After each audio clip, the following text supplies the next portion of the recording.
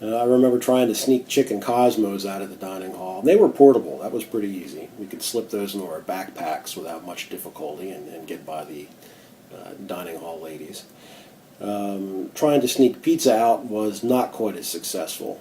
It was primitive living, but we did the best we could. 3 words: Cosmo chicken sandwich. I had tried out or tested out all of the other ice cream types that they had at that time. They didn't have nearly the number or the varieties that they have now, and there was no names attached to them. It was strictly strawberry, vanilla, chocolate. Chocolate mint was about the most exotic that they had. I know some people socialized, but the reason I went was to really be a professional. Sorry.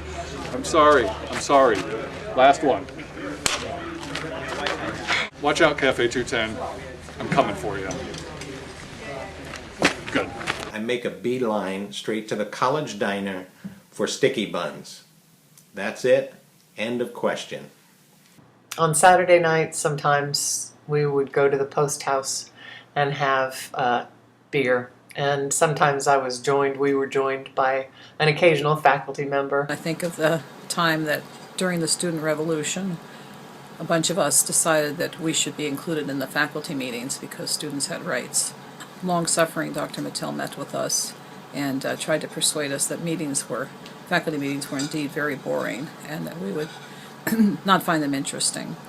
And turns out, years later, I see the wisdom of what he was saying.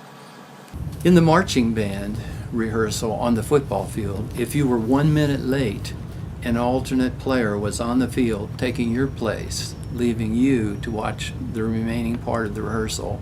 There were 3 men to every woman, which was amazing.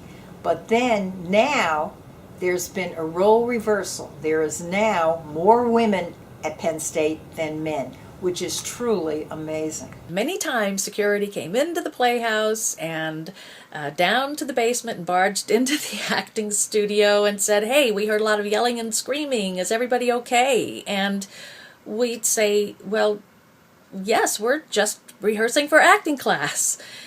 I don't quite remember who it was that jumped in the slip, but they ran naked through campus during the day on Parents' Weekend. And of course, the poor people who were in charge of the ceramic department sort of were called to task for it, but it was a glorious day of slipping about. We were coming up on holiday break and we had no decorations up in the graphic design area, so a couple of us went out and borrowed a tree from one of the new developments outside of Penn State, and then we brought it back up into the studios. And it looked really, really good. Did a good job. Dear Louis, this letter will serve as your official notification of a decision by the Board of Review of the Office of the Dean of Men on March 2nd, 1965, to suspend you from the university until the end of summer term 1965.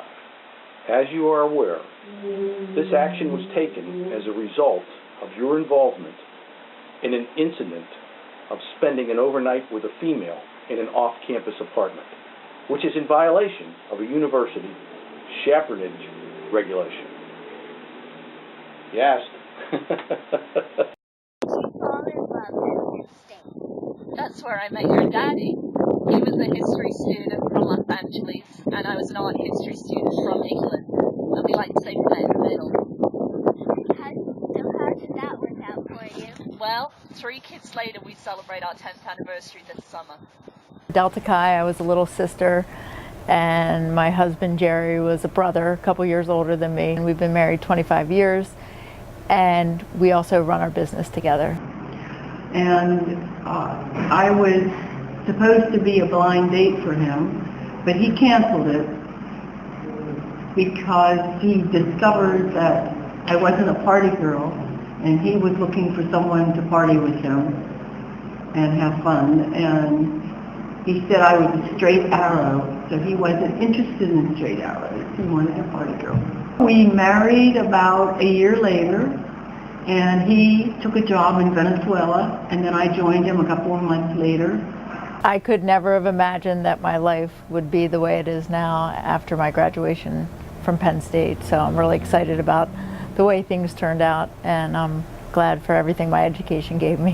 What I would like to say is that the Penn State experience was indeed the transforming experience of my life. It changed everything I thought about the artist role in culture.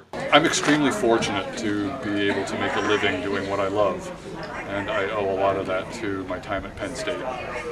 Happy birthday, A&A. Happy birthday. Thank you, Penn State. Cool. Thanks, guys.